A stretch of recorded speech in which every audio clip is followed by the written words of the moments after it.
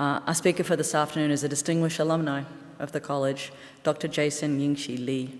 Dr. Li is the founder of Learning Machines. He's a data scientist with more than a decade of experience in artificial intelligence research and development, including years of leading technical delivery of numerous AI and natural language processing solutions for IBM in the Australia and Asia-Pacific region, serving as a member of the ABC Advisory Council from 2019 to 2022 on providing strategic, technological and programming advice and recommendations to ABC's board and management.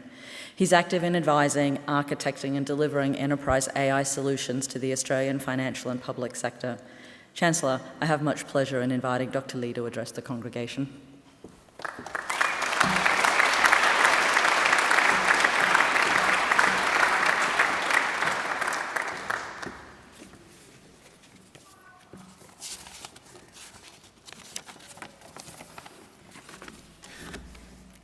Good afternoon, Chancellor, Vice-Chancellor, members of the university, graduates, hi Mom, and ladies and gentlemen.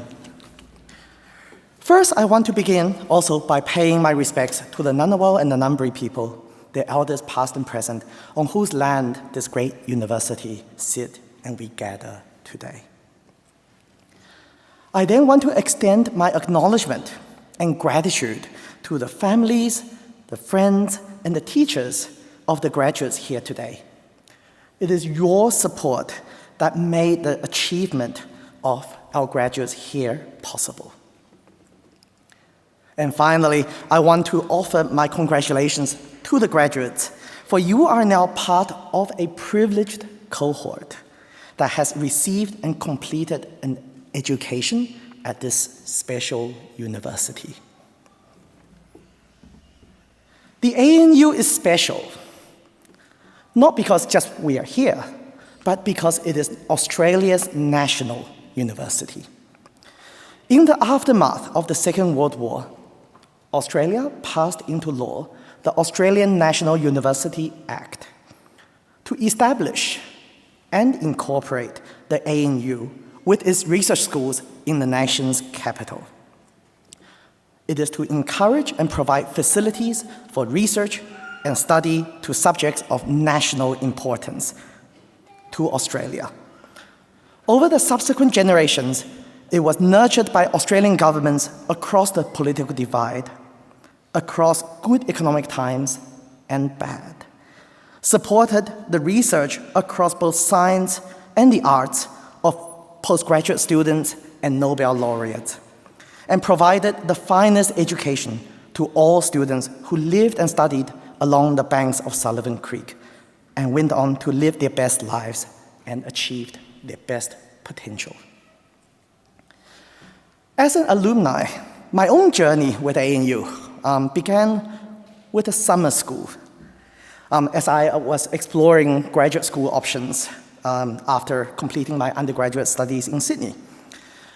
Little did I know that 2 weeks of food and dorm at the old Ursula College, the relative isolation in Canberra's dry December heat, and the intense 9 to 5 expert lectures on the foundations of artificial intelligence made me fall in love with this place.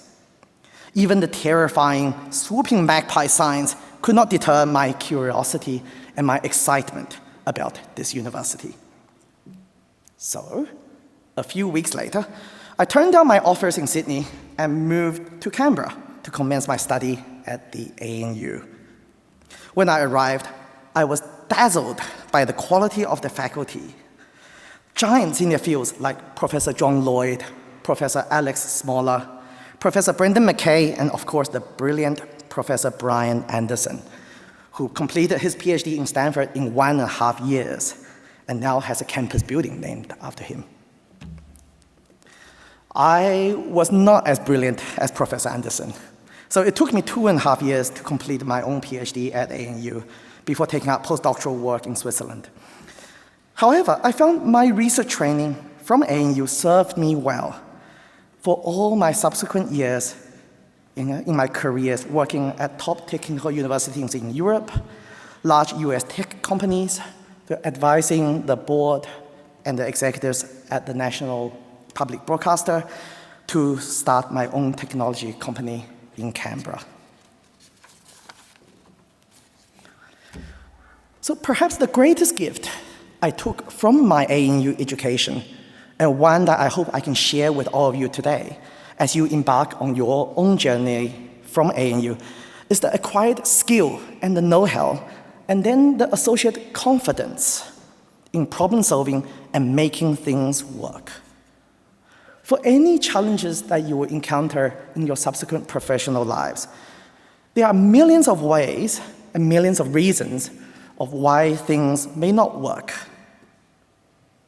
But the value that we bring in our intellect, in our labor, is to find a way to actually make it work. This involves first to learn the nature of things, something we find in our university motto, and then verify and apply this knowledge to find a solution. It is a skill that requires regular honing, like learning the piano. So don't be discouraged if you didn't quite get what you expected at the first go. Persevere and continue to think, and then you will get better at it, and may just come across a fresh solution that would work. So my message to the graduates today is congratulations, and enjoy this moment. And go forth into the world to apply your ANU education to unleash your full potential, whether it be acquiring fame and fortune, building and maintaining systems and organizations, advancing the frontier of human knowledge, or perhaps one of the highest callings of all, dedicating your intellect and your effort to the public service and the public good. But for today, you should go forth and celebrate. For whatever challenges and successes you encounter in your worldly affairs from this day forward, your ANU education is your achievement, and it is something that will always stay with you. Thank you.